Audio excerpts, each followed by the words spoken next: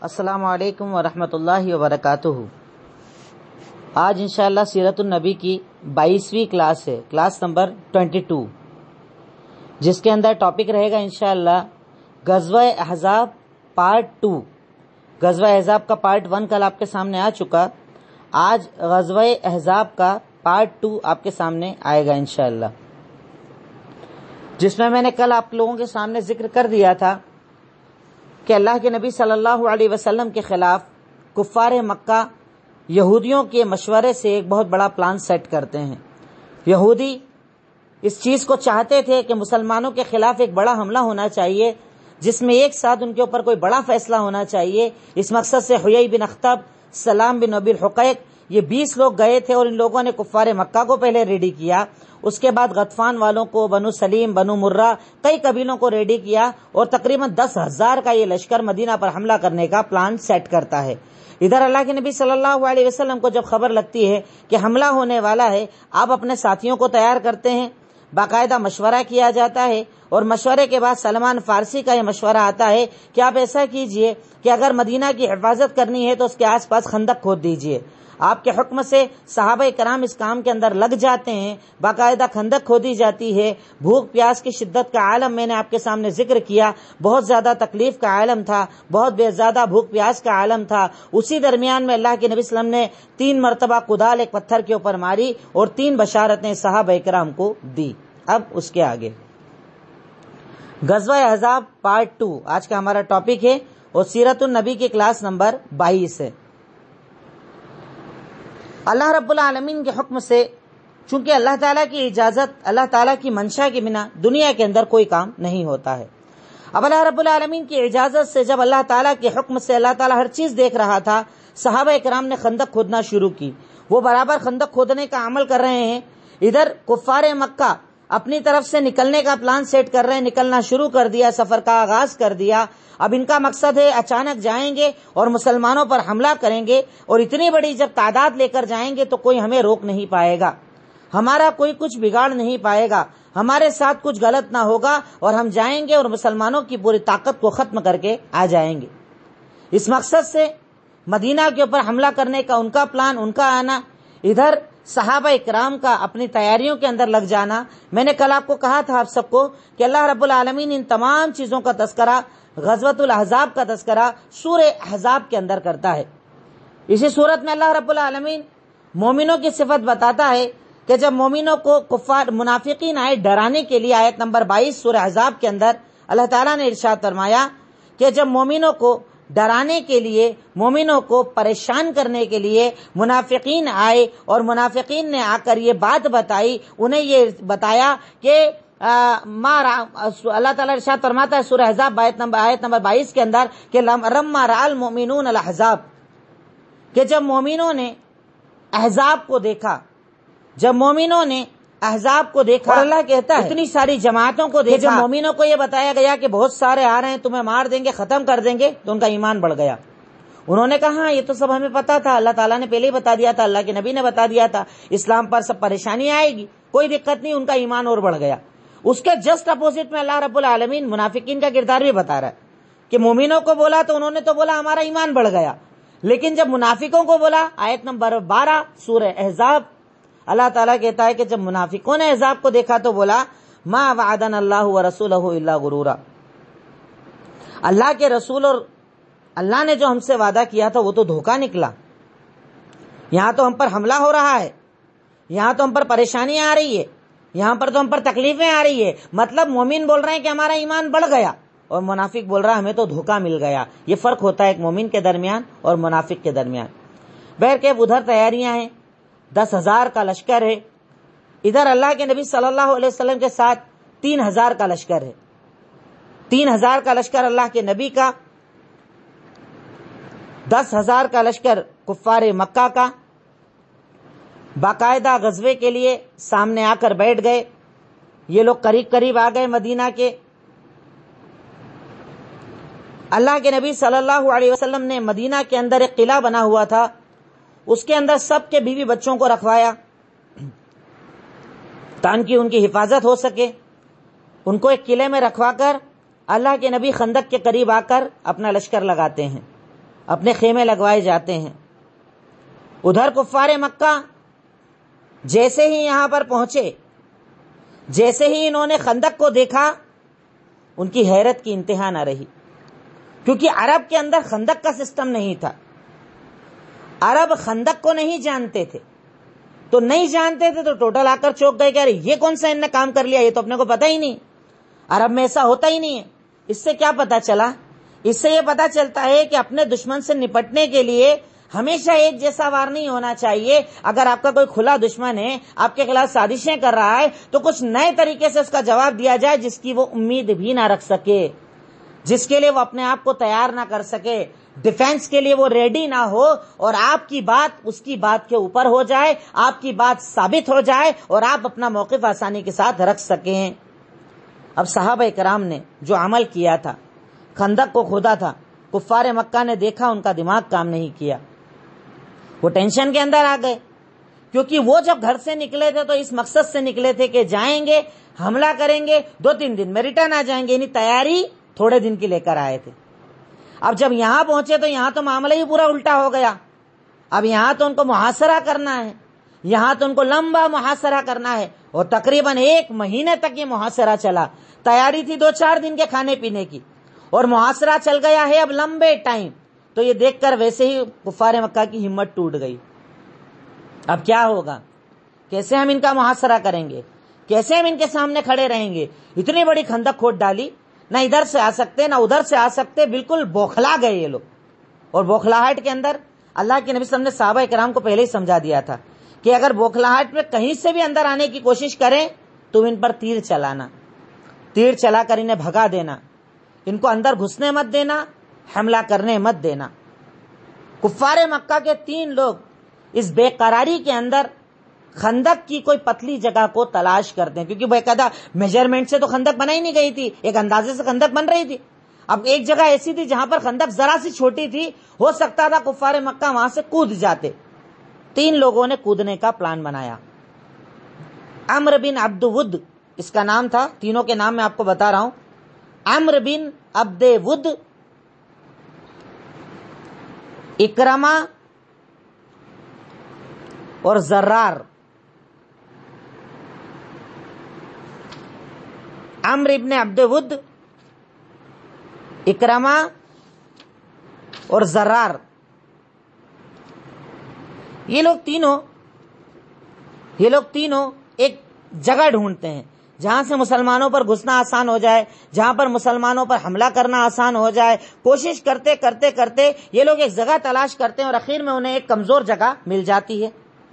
عمرو ابن عبد ود، اکرمہ جو ابو جہل کے بیٹے تھے، اکرمہ بن ابو جہل بعد میں مسلمان ہو گئے تھے، اور زرار بن خطاب، یہ 3 لوگ تھے۔ عمرو ابن عبد ود، اکرمہ بن ابو جہل اور زرار بن خطاب، یہ 3 لوگ جگہ تلاش کرتے کرتے کرتے آخر ایک ایسی جگہ پہنچتے ہیں جہاں سے وہ تینوں کود کے مسلمانوں کی طرف آ جاتے ہیں۔ اب جیسے ہی یہ لوگ پہنچے، ادھر سے علی ابن ابی طالب رضی اللہ تعالیٰ عنہ کا ایک چھوٹی سی ٹکڑی ان کے سامنے آ گئی۔ علی ابن ابی طالب، عمرو ابن عبد ود جو تھا بہت زبردست مشہور ان لوگوں کا یعنی کمانڈر ٹائپ کا آدمی تھا، بہت زیادہ قتال کرنے والا آدمی تھا، بہت طاقتور تھا۔ وہ بڑے غرور کے اندر مبارزت کی دعوت دیتا ہے کہ آؤ مجھ سے کون لڑائی کرو گے۔ حضرت علی بن ابی طالب رضی اللہ تعالیٰ عنہ اسلام کے شیر کی طرح اس پر ٹوٹ پڑتے ہیں، باقاعدہ قتال ہوتا ہے، اسے ختم کر دیتے ہیں، اور جیسے ہی وہ ختم ہوتا ہے ڈر کے مارے اکرمہ اور زرار دونوں اپنا سامان چھوڑ کر بھاگ جاتے ہیں کہ اتنا بڑا ہمارا سپہ سالار عمرو بن عبد ود، اتنا طاقتور آدمی، اور جھٹکے میں علی نے اس کو ختم کر دیا، تو ہماری کیا اوقات ہے۔ یہ دونوں ڈر کے مارے بھاگتے ہیں اور اپنا سامان بھی چھوڑ جاتے ہیں۔ صرف یہ ایک ہی مبارزت ایسی تھی، ایک ہی لڑائی ایسی تھی جو غزوہ احزاب کے اندر آمنے سامنے ہوئی تھی، باقی آمنے سامنے کی لڑائی اس غزوے کے اندر نہیں ہو پائی تھی۔ اب باقاعدہ بار بار کوششیں چلتی ہیں، بار بار کودنے کی کوشش چلتی ہے۔ اسی کوششوں کے درمیان اللہ کے نبی صلی اللہ علیہ وسلم کی ایک مرتبہ عصر کی نماز چھوٹ جاتی ہے۔ اب وہ لوگ کوشش کر رہے تھے، ایک دم آپ چھوڑ نہیں پائے ان کو، اور یہ کرتے کرتے کرتے آپ کی عصر کی نماز چھوٹ گئی۔ اللہ کے نبی صلی اللہ علیہ وسلم بہت ناراض ہوتے ہیں اور ایک بددعا کرتے ہیں، ملأ اللہ علیہم بیوتہم وقبورہم نارا، اللہ تعالیٰ ان کے گھروں کو اور ان کی قبروں کو آگ سے بھر دے، انہوں نے ہمیں عصر کی نماز سے دور کر دیا۔ اب صرف ایک چیز یہاں پر رک کر سوچئے گا، اللہ کے نبی کبھی اپنی ذات کے لیے بد دعا نہیں کرتے تھے. اللہ کے نبی صلی اللہ علیہ وسلم بد دعا کر رہے ہیں کس چیز کے لیے؟ صرف نماز کے چھوٹ جانے پر، اور وہ بھی جنگ چل رہی ہے، سامنے دشمن کھڑا ہوا ہے، جنگ ہونے والی ہے، کبھی بھی کہیں سے باریک جگہ تلاش کر کے حملہ ہو سکتا ہے. اس حالت میں بھی اللہ کے نبی نماز کنٹینیو پڑھ رہے تھے، سب لوگ نمازیں پڑھ رہے تھے، باری باری نماز ہوتی تھی. اب عام حالت میں اگر ہم جیسا کوئی انسان نماز چھوڑے اس کا گناہ کتنا بڑا ہے. طاقت ہے، قوت ہے، پریشانی نہیں ہے، کوئی تکلیف نہیں ہے، اور اس کے بعد بھی اگر نماز چھوڑے، سوچئے وہ کتنا بڑا گنہگار ہوگا. کیونکہ اللہ کے نبی صلی اللہ علیہ وسلم نے باقاعدہ لعنت کی ان لوگوں پر جنہوں نے آپ کی نماز چھڑوا دی. اس غزوے کے اندر ٹوٹل مارے گئے اور شہید لوگ کتنے تھے؟ 6 مسلمان شہید ہوئے اور 10 کفار مکہ میں سے شہید قتل کیے گئے. 6 اور 10 16 پوری تعداد. ایک بار اینڈ میں انشاءاللہ میں آپ کے سامنے ذکر کر دوں گا کہ اللہ کے نبی کے غزوات میں ٹوٹل کتنے لوگ مارے گئے. لوگ بہت بولتے ہیں نا اسلام جنگ، اسلام غزوہ کیا، یہ کیا وہ کیا. ارے آپ کے یہاں تو نارمل آپ چھوٹے سے دنگے میں سے زیادہ لوگوں کو مار ڈالتے ہو. اتنی بڑی بڑی جنگیں، 10,000 اور 3,000 13,000 کا لشکر ہے، اور اس کے بعد بھی صرف تیروں سے جو لوگ مرے تھے یا شہید ہوئے تھے، کیونکہ باقاعدہ جنگ تو وہاں پر کی نہیں گئی تھی، تو تیروں سے باقاعدہ جو لوگ مارے گئے اور شہید کیے گئے 6 مسلمان اور 10 کفار. اسی درمیان میں حضرت سعد ابن معاذ کو ایک تیر لگ جاتا ہے ان کے کندھے کے اوپر، اور تیر بڑی اندر تک لگ جاتا ہے.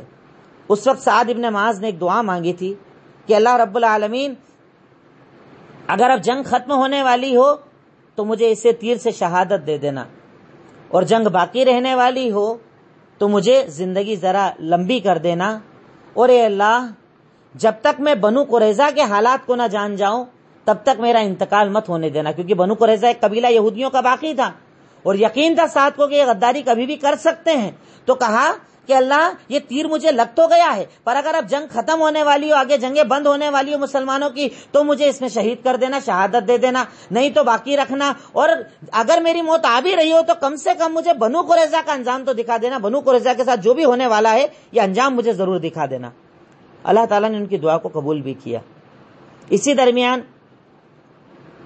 جب مسلمان خندق کھود کر بیٹھے تھے، کہیں سے آنے جانے کا راستہ نہیں مل رہا تھا، کوئی طریقہ نہیں مل رہا تھا کیا کیا جائے، حیی بن اخطب، اس کا نام میں پہلے بھی بتا چکا ہوں، یہ اللہ کے نبی کا بعد میں سسر بھی بنا کے یعنی انتقال مارا جا چکا تھا.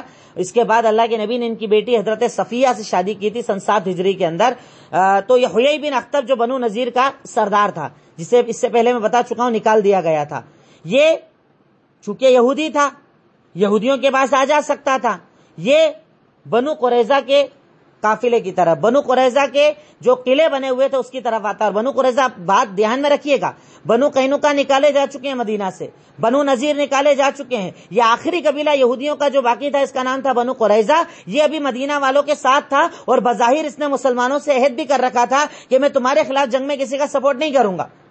یہ حیی بن اخطب جو بنو نذیر کا سردار تھا، کعب بن مالک، کعب بن اسد جو بنو قریظہ کا سردار تھا، کعب بن اسد نام تھا اس کا. حیی بن اخطب بنو نذیر کا سردار اور کعب بن اسد بنو قریظہ کا سردار. حیی بن اخطب کعب کے پاس آیا، کعب نے جیسے حیی کو دیکھا دروازے بند کر لیے کہ یہ حیی وہی ہے جس کو اللہ کے نبی نے نکالا، اگر ہم کو دیکھ لیا پتہ چل جائے تو ہمارے اوپر ظلم نہ ہو جائے، مسلمان ہمیں نہ مار ڈالیں. تو اس ڈر کے مارے اس نے گیٹ لگا لیا. ادھر سے آیا ادھر سے آیا، بار بار بولا، بولے مجھے بات کرنی ہے، مجھ سے بات تو کر لے. کہا بولے تو جھوٹا ہے، تجھ سے بات ہی نہیں کرنی. کہا نہیں مجھ سے بات کر لے، مجھے بات کرنی ہے، کچھ ضروری بات کرنی ہے، بات تو کر لے، موقع تو دے دے.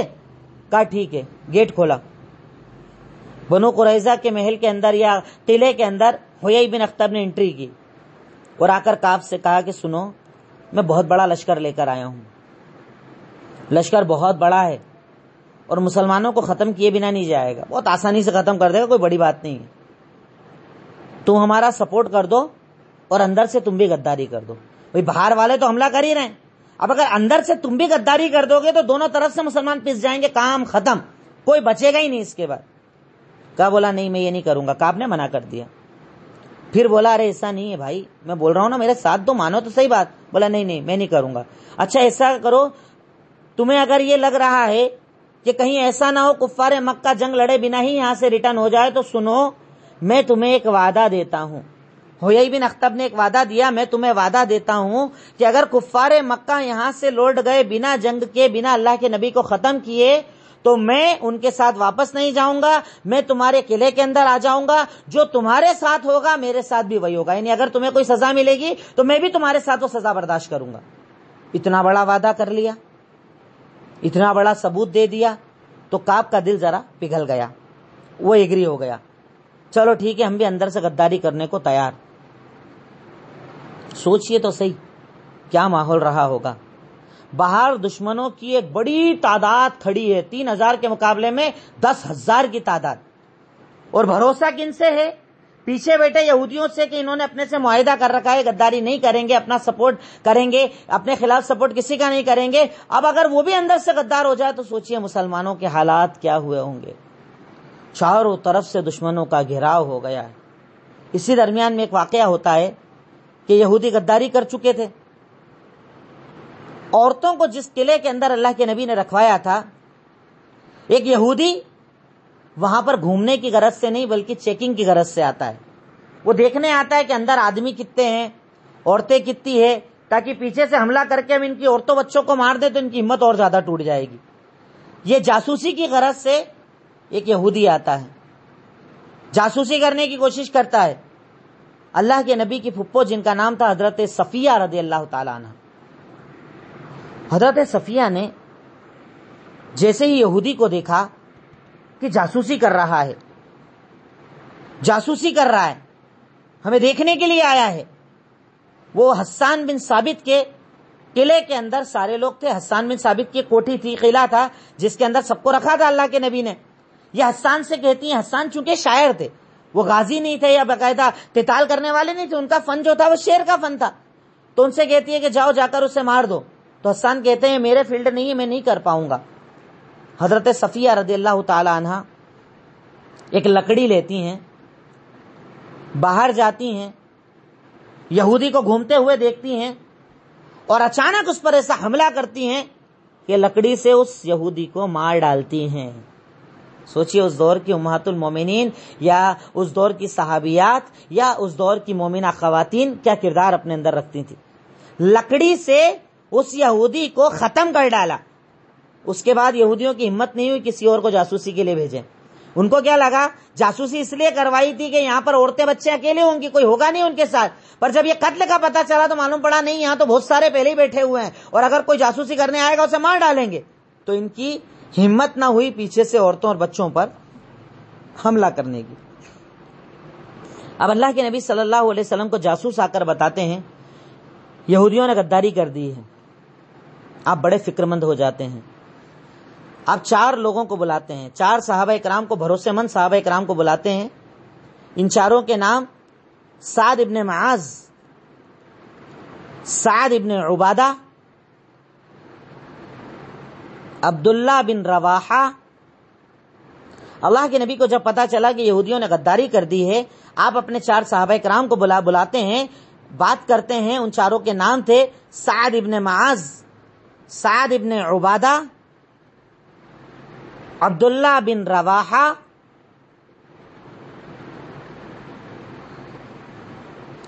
سعد ابن معاذ, سعد ابن عبادہ, عبداللہ بن رواحہ اور خوات بن جبیر.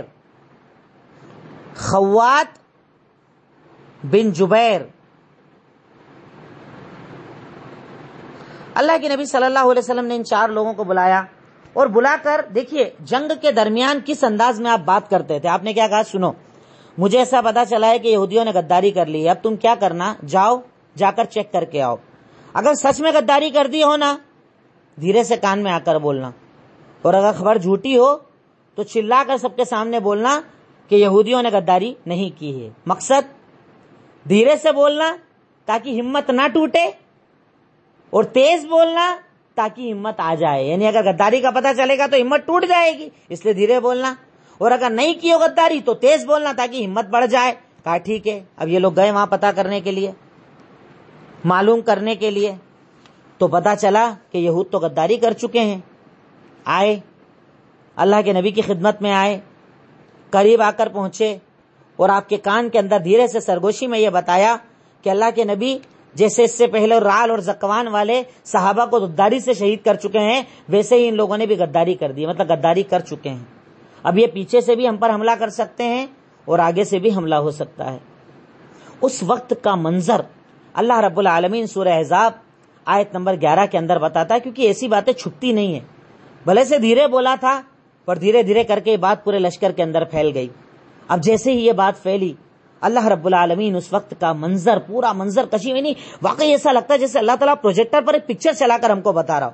اللہ تعالیٰ کہتا ہے یا ایھا الذین آمنوا اذکروا نعمت اللہ علیکم اذ جاءتکم جنود فارسلنا علیہم ریحا وجنودا لم تروها. اے مومنو، اللہ تعالیٰ کی نعمتوں کو یاد کرو جب تمہارے خلاف جماعتیں جمع ہو کر آ گئیں. اللہ تعالیٰ نے مدد کے لیے ہوا بھیجی، آسمان سے فرشتوں کو نازل کیا، اور اس کے آگے اللہ تعالیٰ کہتا ہے وَإِذْ جَاءُوكُم مِّن فَوْقِكُمْ وَمِنْ أَسْفَلَ مِنْكُمْ وَإِذْ زَاغَتِ الْأَبْصَارُ وَبَلَغَتِ الْقُلُوبُ الْحَنَاجِرَ وَتَظُنُّونَ بِاللَّهِ الظُّنُونَ. یاد کرو اس دن کو کہ جب اوپر سے لشکر آ گیا، مطلب اوپر سے جو سامنے سے دشمن کھڑے تھے، اور نیچے سے مطلب تمہارے اندر رہنے والوں نے غداری کر لی تھی، تمہارے اندر رہنے والوں نے غداری کر لی تھی. سورہ احزاب کو میں نے پھر کہہ رہا ہوں، سورہ احزاب کو پڑھیے گا، آیت نمبر 10، آیت نمبر 11، یہ والی تفصیلات، اس کے علاوہ تفصیلات اللہ تعالیٰ نے بڑے اچھے سے بتائی ہے. اللہ تعالیٰ کہتا ہے کہ یاد کرو کہ جب اوپر سے یعنی اتنے سارے ایک ساتھ آئے، نیچے سے مطلب تمہارے اندر والوں نے غداری کر لی، جب تمہاری آنکھیں پتھرا گئی، جب تمہارے کلیجے حلق کو آ گئے اور تم اللہ تعالیٰ سے گمان کرنے لگے، یعنی تمہیں کچھ سمجھ میں نہیں آ رہا تھا اب کیا ہوگا. سوچو اس ماحول کی ہولناکی کا کیا عالم ہوگا، کتنا خطرناک وہ ماحول ہوگا. سامنے دشمن کھڑا ہے، پیچھے سے غداری کی جا رہی ہے، دونوں طرف سے اگر حملہ ہو جائے تو مسلمان کیا کریں گے. اس خوف کے عالم میں اللہ کے نبی صلی اللہ علیہ وسلم چادر اوڑھ کر لیٹ جاتے ہیں، چادر اوڑھ کر لیٹ جاتے ہیں، تھوڑی دیر لیٹے رہتے ہیں، اور اس کے بعد اٹھ کر ایک مسلمانوں کو بشارت دیتے ہیں ابشروا یا معشر المسلمین بفتح اللہ ونصرہ. اے مسلمانوں خوش ہو جاؤ، اللہ نے مجھے بشارت دے دی ہے کہ اللہ تمہیں فتح اور اللہ تعالیٰ تمہیں جیت دینے والا ہے. یعنی ٹینشن نکال دو اپنے دلوں سے، سارا غم سارا ٹینشن نکال دو، کوئی ٹینشن والی بات نہیں، سب نکال دو، کوئی ٹینشن مت کرو. اللہ تعالیٰ کی مدد تمہارے اوپر آنے والی ہے، اللہ تعالیٰ تمہاری مدد کرنے والا ہے. کیوں؟ کیونکہ اللہ کے نبی کو اللہ تعالیٰ نے وحی کر کے یہ بتا دیا تھا کہ اللہ تعالیٰ ایک ہوا بھیجے گا جس کے ذریعے یہ لوگ ہار جائیں گے، اللہ تعالیٰ ان کے دل میں رعب اور ڈر ڈال دے گا جس کے ذریعے انہیں واپس جانا پڑے گا اور آپ کے اوپر حملہ یہ نہیں کر پائیں گے. پر اسی کے ساتھ ساتھ اللہ کے نبی صلی اللہ علیہ وسلم اپنے دو خاص صحابہ کرام سعد بن عبادہ اور سعد بن معاذ، جو دونوں انصاری تھے، مدینہ والے تھے، سعد بن معاذ اور سعد بن عبادہ کو بول کر ایک مشورہ بھی کرتے ہیں. کیا مشورہ؟ وہ کہتے ہیں سنو، ایک مشورہ ہے میرا، اپن ایسا کریں کیا، یہ کفار مکہ تو ٹھیک ہے 4000 آئے جو آئے ہیں، پر ان کے علاوہ جو یہ آس پاس کے ایریے والے آئے ہیں، غطفان والے آئے ہیں، اپن ایسا کرتے ہیں ان سے صلح کر لیتے ہیں کہ مدینہ کے اندر جو کھجوروں کی کھیتی ہے اس میں سے 1/3 ہم تم کو دے دیں گے، تم یہاں سے چلے جاؤ. مشورہ اللہ کے نبی دونوں صحابہ کرام سے مشورہ کر رہے ہیں کہ کفار مکہ تو دشمن ہے، وہ تو سامنے کھڑے ہیں، پر ان کا جو سپورٹ کرنے والے نا ان کو اپن ہٹا دیں تو کیسا رہے گا. کہا کیسے ہٹائیں؟ کہا ان سے اپن ایسا مشورہ کرتے ہیں کہ مدینہ میں جو کھیتی ہوگی 1/3 ہم تم کو دے دیں گے، یعنی جو بھی کھیتی ہوگی اس کا 1/3 ہم تمہیں کھجور دے دیں گے. دونوں صحابہ کرام کیا جواب دے رہے ہیں؟ دیکھیے، اگر اللہ کا حکم ہے سمع اور طاعت، سن لیا اور مان لیا، پھر سوال ہی نہیں ہے کچھ بولنے کا. اللہ کا حکم ہے کیا؟ سن لیا مان لیا. نبی کی حیثیت سے بول رہے ہو کیا؟ سن لیا مان لیا، بات ختم. عقل میں آئے نہ آئے، دماغ قبول کرے نہ کرے، دل قبول کرے نہ کرے، بات ختم ہو جاتی ہے. یہ مومن کا کردار ہوتا ہے. لیکن یہ آپ کر رہے ہو کیا؟ اپنی طرف سے ایک انسانی حیثیت سے سوچ رہے ہو کیا کہ اس سے ہمارے اوپر آسانی ہو جائے گی، پریشانی نہیں آئے گی؟ کہا اللہ کا حکم نہیں ہے، یہ میری اپنی سوچ ہے، میں ایسا سوچ رہا ہوں کہ کہیں نقصان نہ ہو جائے تو ایسا کرتے ہیں، اپن ایسا کر لیتے ہیں. کہا سنیے، ہم لوگ مشرک تھے، ہم لوگ بتوں کی عبادت کرتے تھے، اور تب بھی ان قبیلوں کی اتنی اوقات نہیں تھی کہ بنا خریدے ہمارے یہاں سے کوئی کھجور کھا سکیں. ان کی اتنی طاقت نہیں تھی. جب مشرک تھے، کفر پر تھے، تب ان کی اوقات نہیں تھی کہ ہمارے پاس سے بنا خریدے کوئی چیز کھا سکیں، یعنی ہم سے چھین نہیں سکتے تھے. اب تو اسلام پر ہیں، اب کس بات کا ڈر ہے؟ جو اللہ کا حکم ہوگا ہمیں منظور ہوگا. آپ کچھ مت سوچئے، آپ آگے بڑھ جائیے. اللہ اکبر. کیا کردار تھا، کیا کردار تھا صحابہ کرام کا. صحابہ کرام دونوں کہتے ہیں کہ اللہ کے نبی صلی اللہ علیہ وسلم ان کی اتنی اوقات و حیثیت نہیں تھی کہ ہم کفر پر تھے تب بھی ہماری کھجوروں کو کھا لیں بنا قیمت کے، اب اسلام میں یہ سب کر پائیں گے. اب اگر ہم مسلمان ہیں تو اللہ کا شکر ہے، الحمدللہ، اللہ پر بھروسہ، جو ہوگا دیکھا جائے گا، آپ کوئی ایسا مشورہ مت کیجیے. پر اللہ تعالیٰ نے تو وعدہ کر لیا تھا کہ میں آپ کو بشارت دے دیے کہ آپ کو جیت ملنے والی ہے، تو اللہ تو مدد کرنے والا تھا نا. غطفان کے ایک بہت بڑے سردار جن کا نام تھا نعیم بن مسعود، ان کا نام تھا الاشجعی رضی اللہ تعالیٰ عنہ، صحابی تھے. اسی دور کے اندر یہ مسلمان ہو جاتے ہیں. نعیم بن مسعود رضی اللہ تعالیٰ عنہ مسلمان ہوتے ہیں، اللہ کے نبی کی خدمت میں آتے ہیں، اور خدمت میں آ کر اللہ کے نبی سے کہتے ہیں کہ اللہ کے نبی میں آپ پر اسلام لے آیا. دیکھیے اللہ کی مدد کیسی آتی ہے، اللہ کی مدد یقین رکھنے والوں پر کیسے آتی ہے. کہا میں مسلمان ہو گیا پر میرے اسلام کو کوئی جانتا نہیں ہے، اب آپ بولو کیا کرنا ہے، یعنی آپ کے لیے جو بولو منظور، جو بولو گے میں کرنے کو تیار. اللہ تعالیٰ نے مجھے اسلام تو دے دیا ہے، پر آپ بولو گے میں کرنے کو تیار، آپ جو بولو گے میں کروں گا، آپ کے حکم پر عمل کروں گا. اللہ کے نبی نے کہا دیکھو تم ایک آدمی ہو جس کی دونوں طرف بڑی عزت ہے، یہودیوں میں بھی مسلمانوں میں بھی، تو تم ایسا کرو جو تمہیں اچھا لگتا ہے کر سکتے ہو، ان کو توڑنے کے لیے وہ کرو، کیونکہ جنگ کے اندر دھوکہ دینا جائز ہے. بھئی جنگ چل رہی ہے، اب اگر تم کچھ کر سکتے ہو ان کو توڑنے کے لیے، کیونکہ ان کا جڑنا ہی ہماری مشکل ہے، اگر یہ ٹوٹ جائیں گے مشکل حل ہو جائے گی، تو تم جو کر سکتے ہو کر دو. کہا ٹھیک ہے. اب آپ دیکھیے میں کیا کرتا ہوں. سب سے پہلے گئے یہ بنو قریظہ کے پاس. اب بنو قریظہ سب جگہ ان کی بڑی عزت تھی. بنو قریظہ کے پاس کعب کے پاس گئے. کعب سے بولا سن، یہ کفار مکہ کوئی تیرا سپورٹ کرنے والے نہیں، تو نے غداری کر کے بہت بڑی غلطی کر لی ہے. تیرا شہر ہے، تیرا ایریا ہے، تجھے یہاں رہنا ہے، تیرا گھر، تیرے بیوی بچے یہاں پر ہے. اب اگر یہ کفار مکہ اچانک چلے گئے، سب کو مار ڈالیں گے، تمہارا بچے گا کیا؟ وہ تو چلے جائیں گے، نقصان کس کا؟ تمہارا ہوگا نا. کیوں بیوقوفی کی تم نے، کیوں غداری کی تم نے؟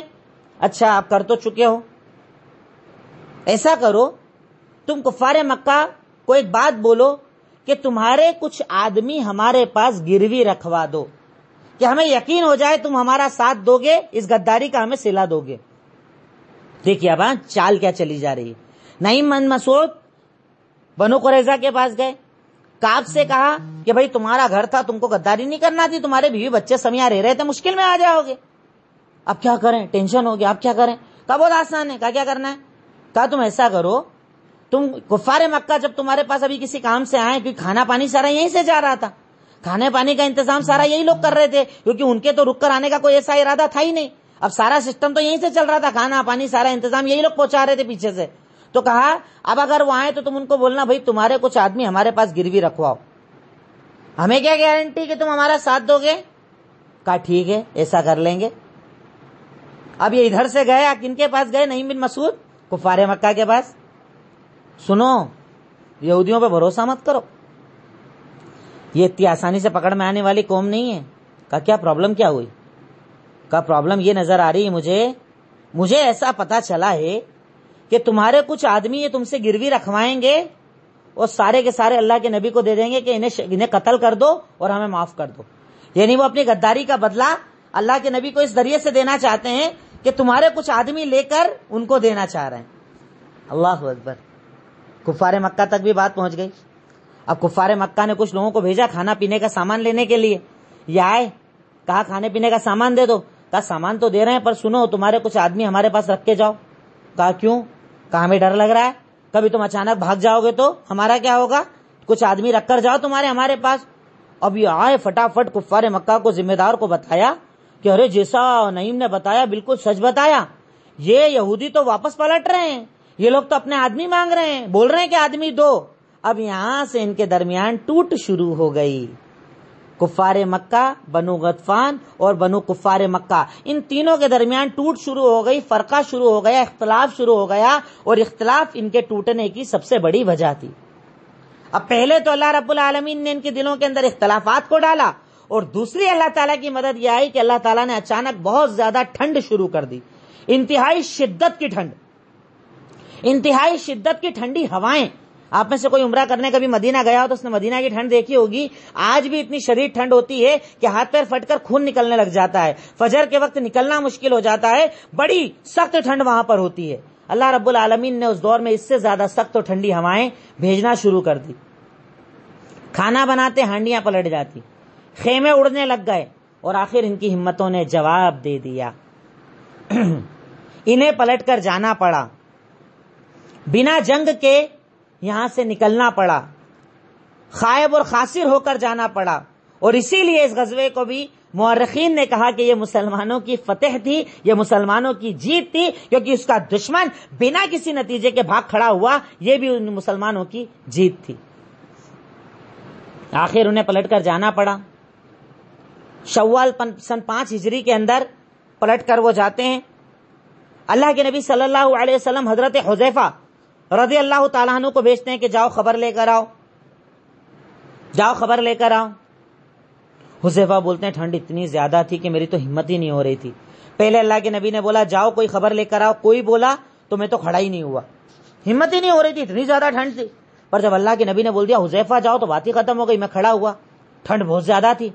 اللہ کے نبی صلی اللہ علیہ وسلم نے مجھے اپنی چادر کے اندر لیا اور پھر باہر کیا. بولا اللہ کی قسم مجھے ٹھنڈی نہیں لگی, اس کے بعد ٹھنڈی نہیں لگ رہی تھی.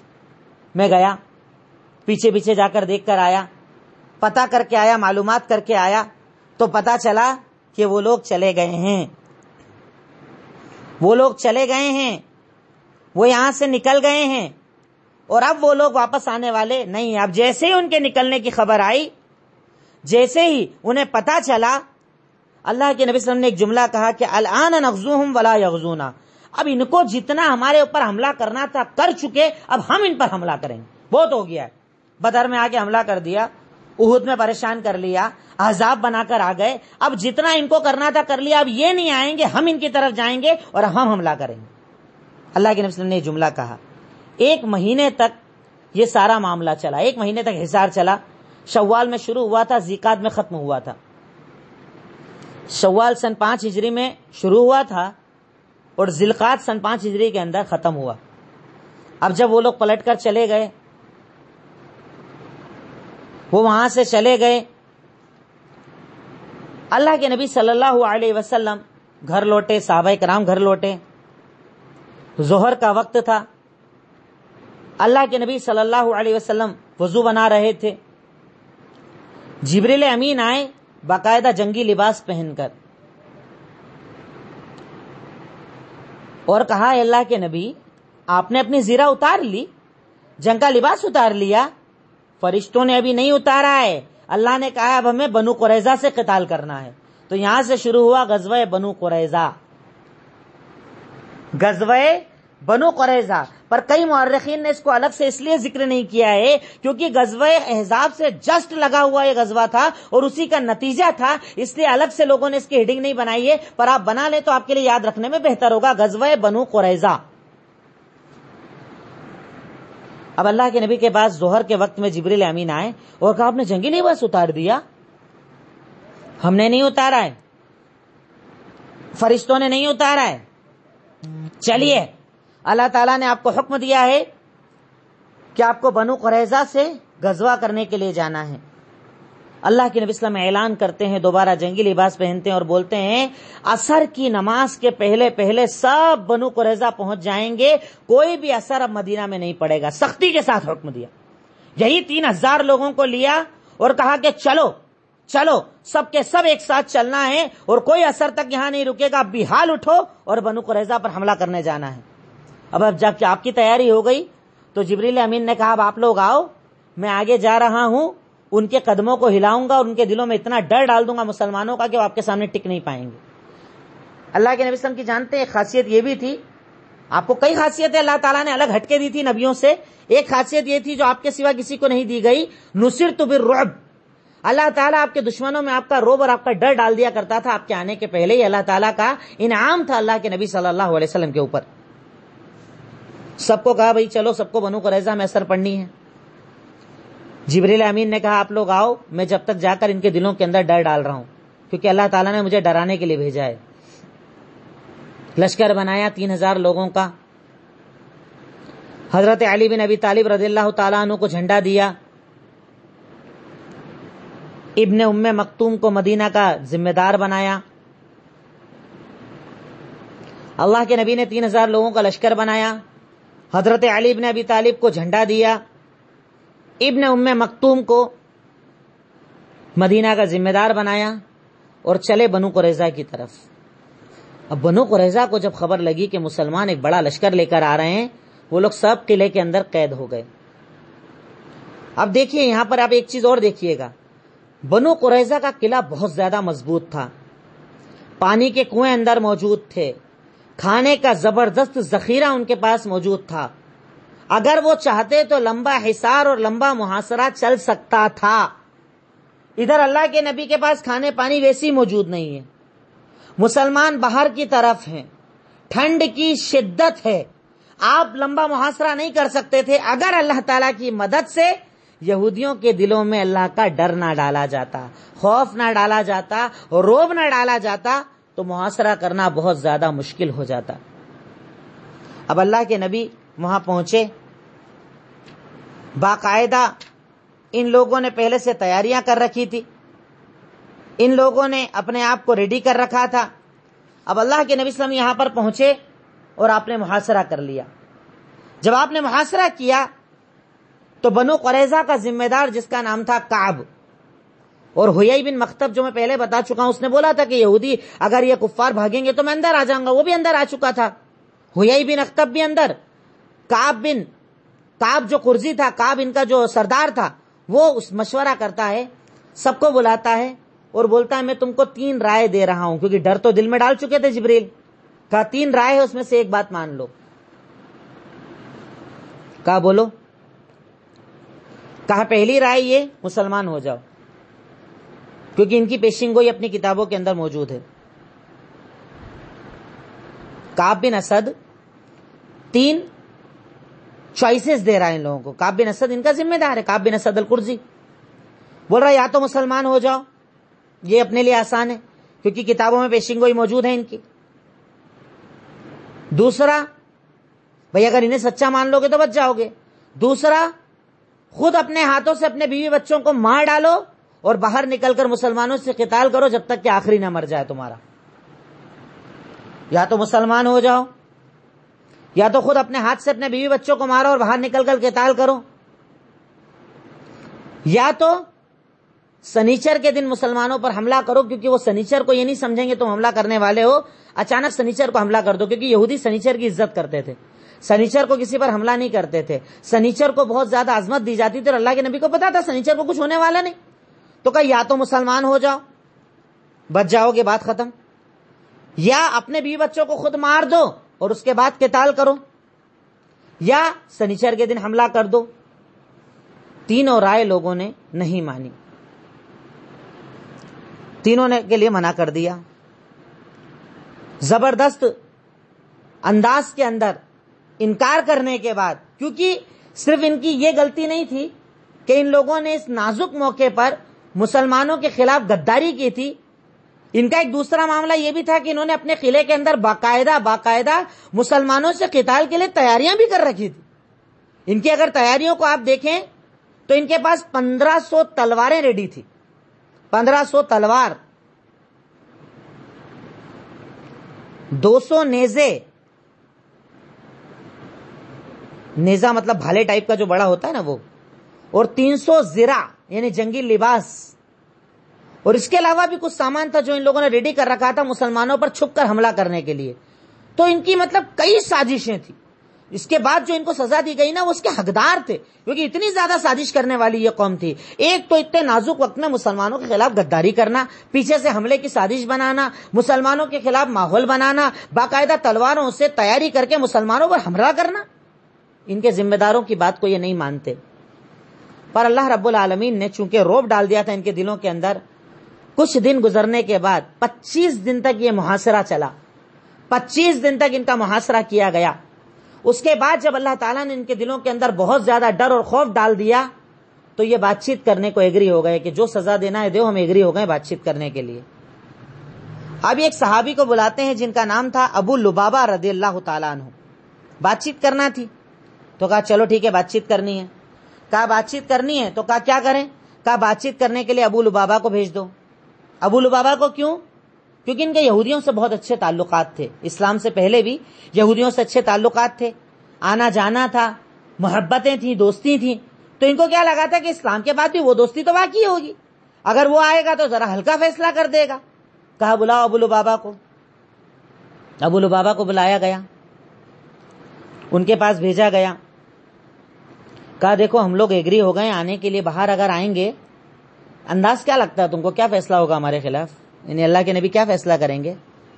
اب یہ اللہ کے نبی کا راز تھا جو ان کو بتانا نہیں تھا یہودیوں کو۔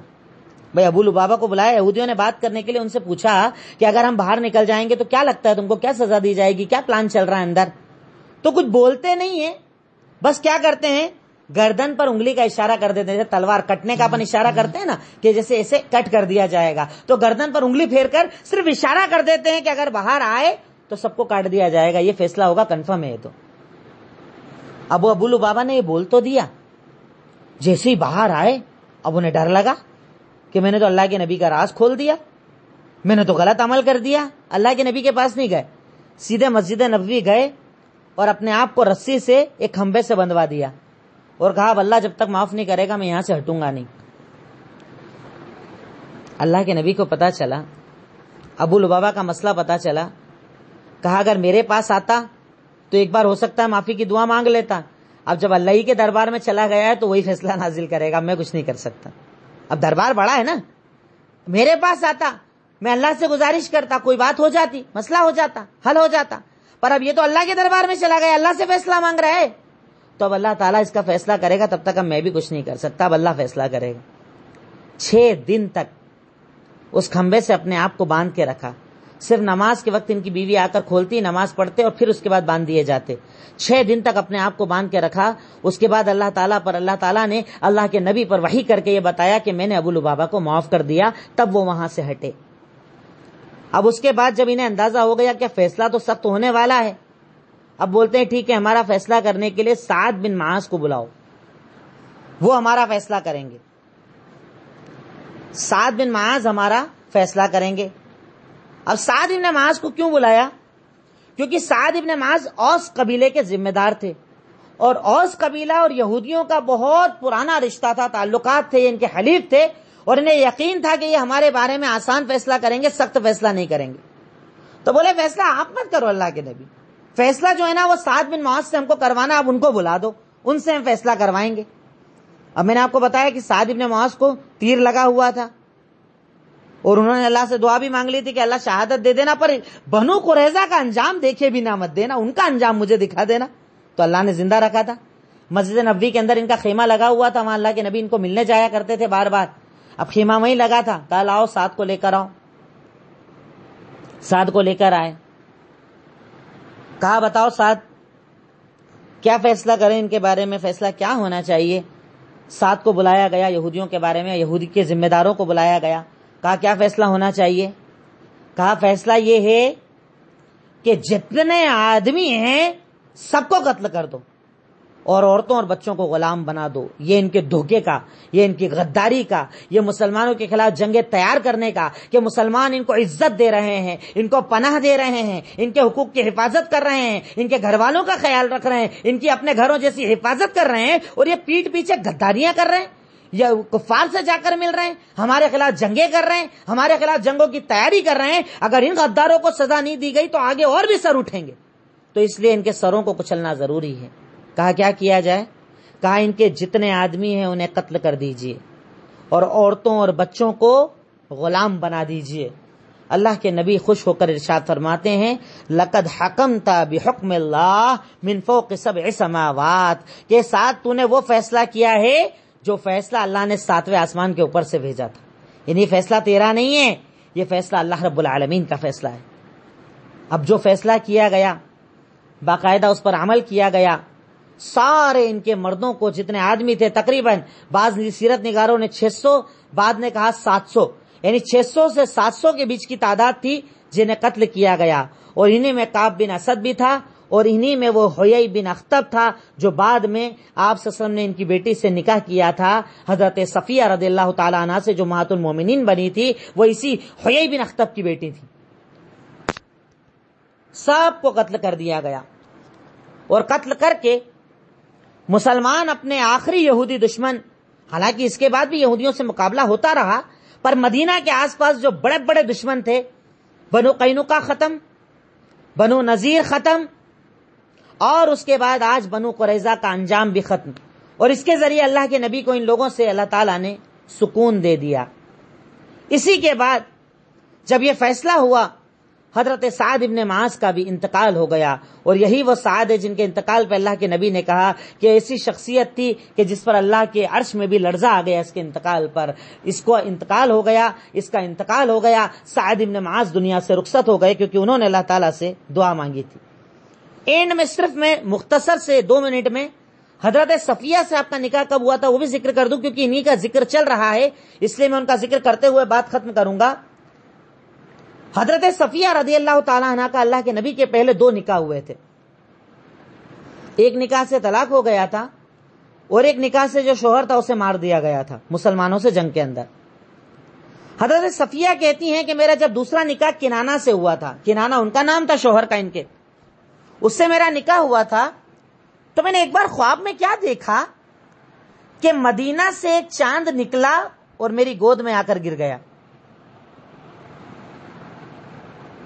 انہوں نے کہا، میں نے اپنے شوہر کنانہ سے کہا کہ دیکھو تو کیسا عجیب خواب آیا ہے۔ کہا کیا خواب آیا ہے؟ کہا خواب ایسا آیا ہے کہ مدینہ سے ایک چاند نکلا اور میری گود میں گر گیا، ایسا ہو گیا۔